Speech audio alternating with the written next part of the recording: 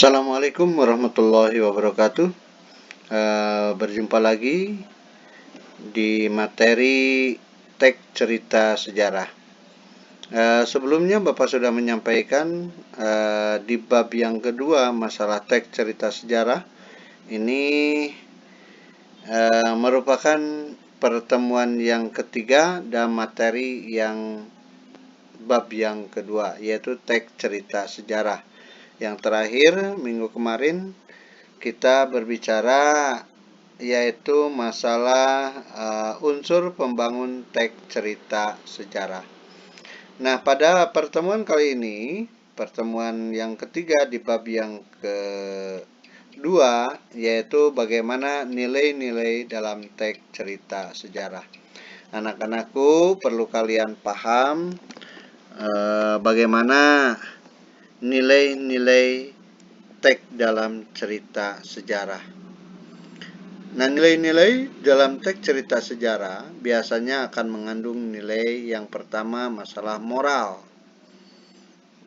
Nilai-nilai moral mungkin sangat diterapkan di sini. Ada nilai kepahlawanan atau heroik, bagaimana semangat juangnya. Ya, sebagai contoh Bapak sampaikan, mungkin kalian pernah nonton film Pangeran Diponegoro. Kemudian perjuangan Pak Presiden yang pertama kita, Bung Karno, merebut negara kita dari kaum-kaum penjajah. Kemudian yang berikutnya yaitu nilai religius. Ini masalah keagamaan. Soalnya mungkin dikaitkan dengan masalah nilai-nilai keagamaan kita. Kemudian ada nilai sosial, bagaimana nilai-nilai sosial dan budaya bangsa kita. Nah, jadi ada nilai-nilai dalam teks cerita sejarah. Kamu harus paham betul mana yang termasuk nilai moral dalam cerita tersebut, yang termasuk kepahlawanan, religius, sosial, dan budaya.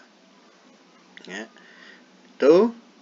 Dan nanti kita praktekkan setelah Bapak menyampaikan ini, mana yang termasuk, misalnya kita ambil nanti dalam teks cerita sejarah masalah ronggeng dukuh paruh. Yang berikutnya yaitu ciri kebahasaan dalam teks cerita sejarah. Ini ciri kebahasaan teks cerita sejarah itu ada kata sifatnya, kata-kata sifat sering disebutkan. Kemudian ada majas,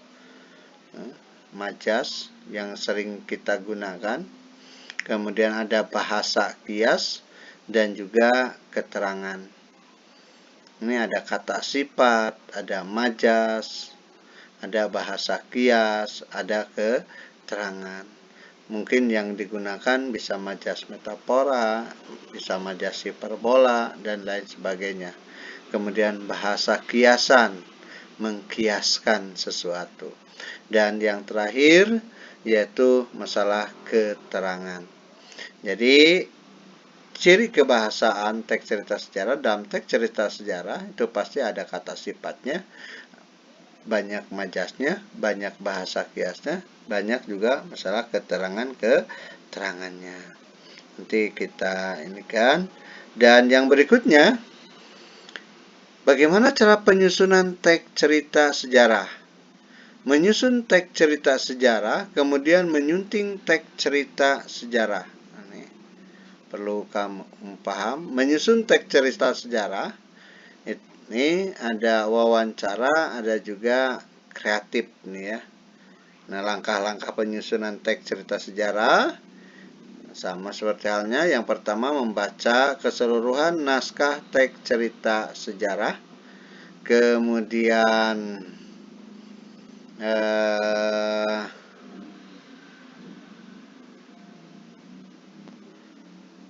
mencermati kesalahan penggunaan ejaan, kesalahan penulisan atau tanda baca, memperbaiki kesalahan yang ditemukan dalam naskah teks cerita sejarah. Jadi sekali lagi bahwa Langkah menyunting teks cerita sejarah. Yang pertama yaitu membaca keseluruhan naskah teks cerita sejarah, mencermati kesalahan penggunaan ejaan, kesalahan penulisan ataupun tanda bacanya, kemudian memperbaiki kesalahan yang ditemukan dalam teks naskah drama. Nah, barangkali itu saja di bab yang kedua, yaitu masalah teks cerita sejarah. Mudah-mudahan kalian semua paham dan ada guna dan manfaatnya. Billahi taufik wal hidayah. Assalamualaikum warahmatullahi wabarakatuh.